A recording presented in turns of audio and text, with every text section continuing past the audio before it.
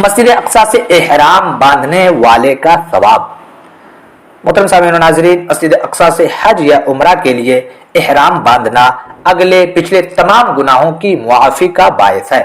حضرت سیدہ ام سلمہ رضی اللہ تعالی عنہا سے روایت ہے کہ رحمت عالم صلی اللہ علیہ وسلم نے ارشاد فرمایا: من احل بحجۃ او عمرۃ من المسجد الاقصى الى المسجد الحرام غفر له ما تقدم من ذنبه وما تاخر۔ جو شخص حج یا عمرہ کی نیت سے مسجد اقصی سے مسجد حرام تک احرام باندھ کر تلبیہ پڑھتا ہے، اس کے اگلے پچھلے گناہ معاف کر دیے جاتے ہیں۔ یا فرمایا: وجبت له الجنہ، اس کے لیے جنت واجب ہو جاتی ہے۔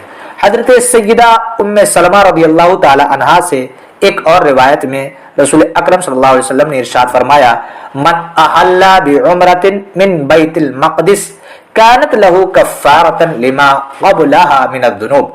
جس نے عمرہ کے لیے بیت المقدس سے احرام باندھ کر تلبیہ پڑھی، یہ اس کے پچھلے گناہوں کا کفارہ ہو جائے گا۔